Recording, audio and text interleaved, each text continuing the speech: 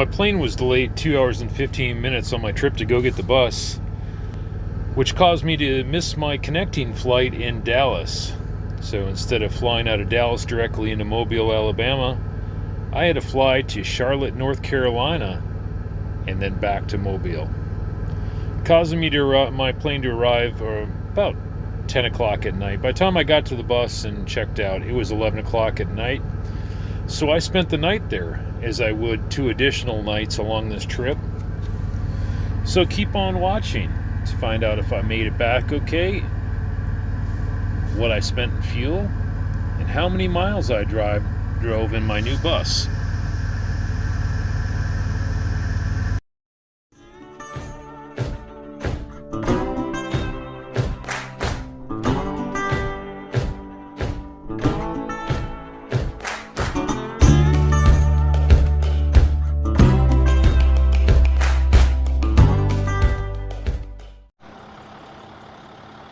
There she is, everybody. There's my new home. Hole number 18. Take a walk around. I didn't film any at all last night. It had just been such a long day. By the time I got to the bus, it was almost 11 o'clock. So, see, it's an International. It's got the DT466 with the Allison MT643 transmission. Current inspection sticker in the state of Alabama. Done in December. Needs a little dirty up on top, but we're going to clean that up and repaint that. There's washer fluid right here. It's got the camera system. Great tires.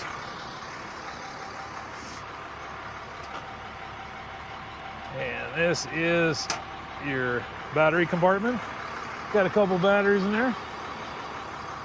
Room for a third, if you should desire them. It's got the underbody storage. I won't open that right now. They shut kind of tight. I got to work on it. They're a little bit tweaked. Escape hatches here.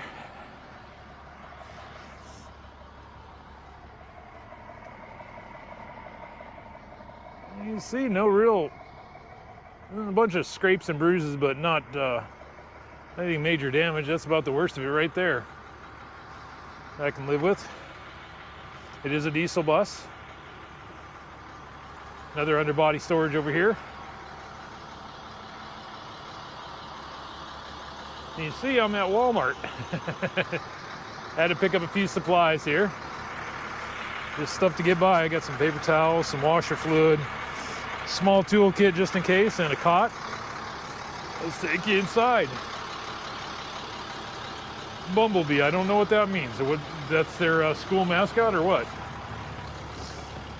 Now you can see all the seats are gone in it right now. I paid to have that done. This was my bed last night. It worked in a pinch. I wasn't counting on it spending the night in the bus right away without a cot, but I didn't have much of a choice. You can see it's in pretty good shape. Heaters are still in place. I got to clean those up a little bit. I'm going to keep the heaters, or the heater. This will be my living space up here, and we'll have a garage in the back here. When I first started up this morning, I couldn't figure out what was going on. And drove down the road with the buzzer for this door back here going off the whole time. Drove 20 miles that way. Well, it turns out, when I closed this last night, I unlatched it, and you can see it's got a little trigger in there, and that's what was setting it off. These will open up so you can go down the road with them on, like that.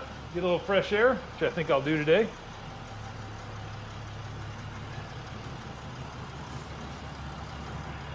Not going to open the doghouse yet. We'll do a more in-depth tour of it later on. But air ride seat.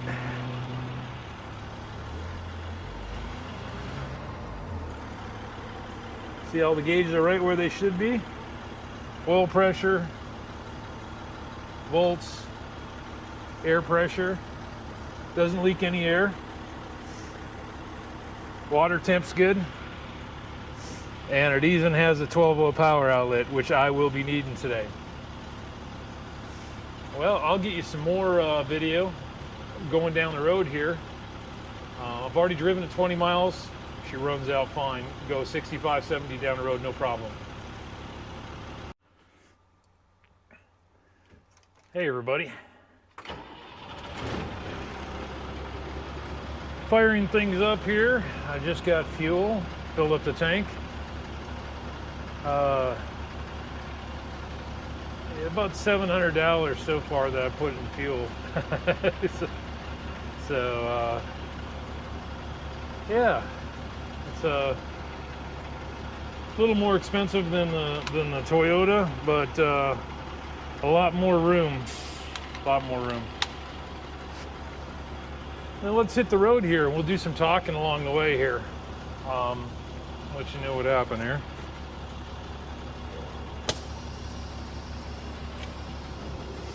And away we go.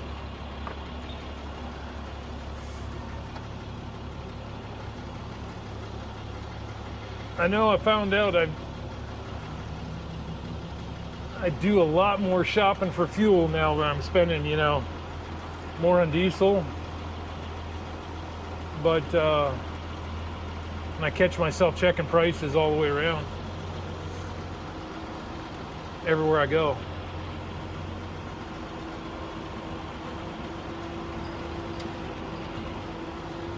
Yeah, it's doing pretty good here. I probably figure I'm getting about 7 or 8 running pretty fast, so I'm running 65, 70 at times. And she runs down the road real nice. No issues whatsoever. A little bit different sitting so far back from the steer, or in front of the steer wheels.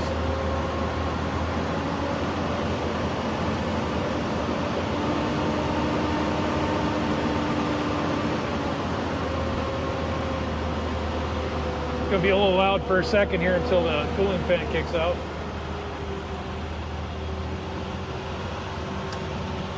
There we go. Get on down the road.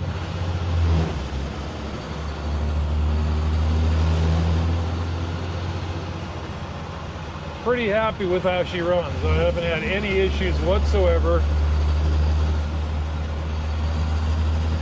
And I will shoot some more video of a tour of the rig. I'm going to do some things too along the way. I'm going to get a empty weight so I know how much I'm putting into the rig here. So not that I'd ever overload it. I think it'd be tough to do that, but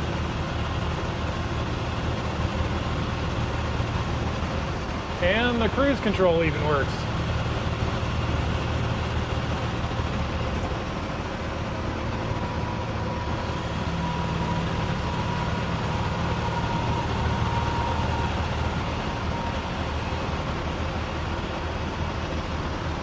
There we go.